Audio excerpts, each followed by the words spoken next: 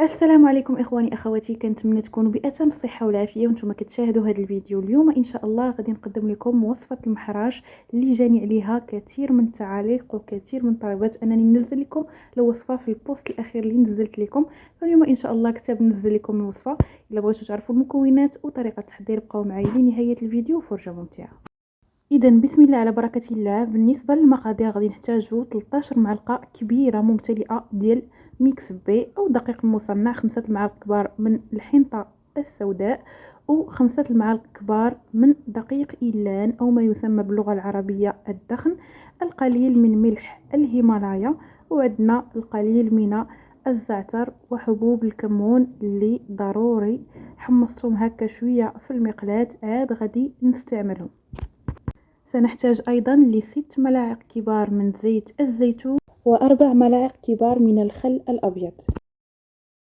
قبل ما نكمل لكم المكونات اللي غادي نحتاجو كامله في هذه الوصفه هذه ديال المحيرشات، فغادي نحاولوا نخلطوا الدقيق جيدا تنحصلوا على خليط واحد، ومن بعد غادي ناخذوا هنايا واحد زلافه او واحد الانيه اللي غادي نديروا فيها ملعقه كبيره من العسل باش تفاعل لينا ديك الخميره.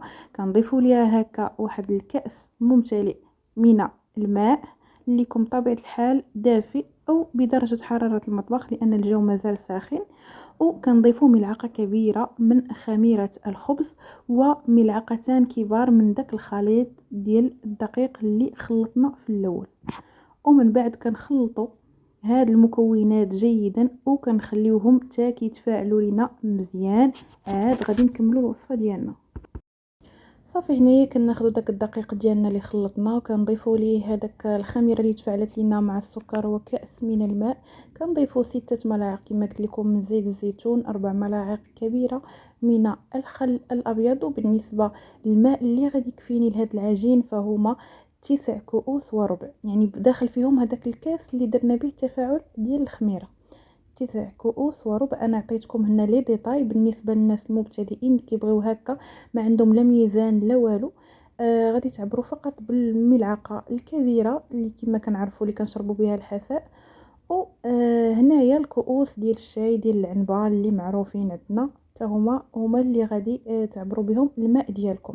الماء فقط من الصنبور، يعني لان الجو مازال ساخن كما قلت لكم ما تحتاجوش كاع تدفيوه. صافي غادي نخدم العجين ديالي جيدا كما كتلاحظوا كل مره كنضيف الماء لانه كيتشرب لانه فيه دقيق إيلان والحنطه. هنايا غادي نخلي العجينه ديالي غادي نغطيها بلاستيك وغادي نخليها تيضاعف الحجم ديالها جيدا. وبعد ذلك غادي ننزع هذاك البلاستيك من بعد ما اختمرت ليا وغادي نحاول نفرغ منها داك الهواء بالكامل. من بعد غادي ندير يدي هكا في القليل من الزيت وغادي نحاول نشكل كويرات على حسب المرغوب فيه. انا درتهم شويه متوسطين. غادي نرش السطح ديال الخبيزه ديالي بالماء وغادي نفندها هكا في السميده ديال إيلان باش كتعطينا نفس الشكل ديال المحراج. كنستمر على هذه الطريقه هذه حتى كنتهي جميع الخبيزات اللي عندي.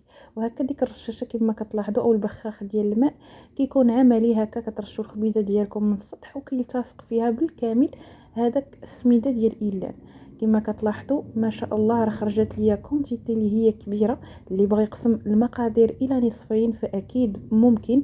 انا هنايا كنخزن هذه الكميه يعني كتقدني لمده ديال اسبوعين تقريبا لانني ما كنستهلكش الخبز بزاف. فكنحاول يعني اليوم ديالي يعني ما ناكلش بزاف ديال الخبز فقط في الافطار، وتقريبا بعض المرات نهائيا ما كناكلو لا في وجبه الغداء لا في وجبه العشاء.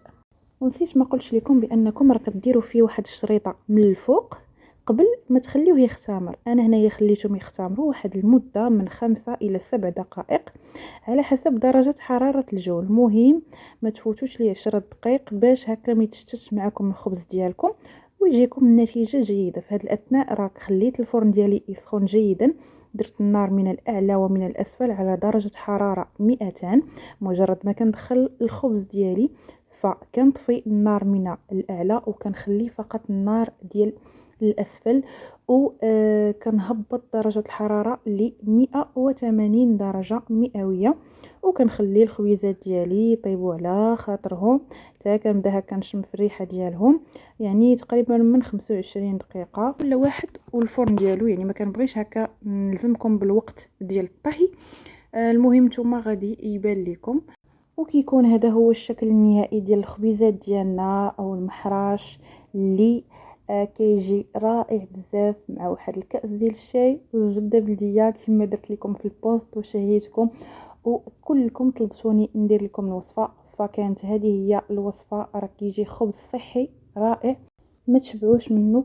وان شاء الله نتمنى هاد الوصفه ديال اليوم تكون نالت الاعجاب ديالكم، وتجربوا اكيد الوصفات ديالي وتخلوا لي التطبيقات ديالكم على صفحتي على الفيسبوك صحتي في حميتي بدون جلوتين، او على الانستغرام ديال المحل طيبه دايت. كنتمنى لكم دوام الصحه والعافيه، ولا تنسوا دائما ان صحتنا في حميتنا. الى اللقاء.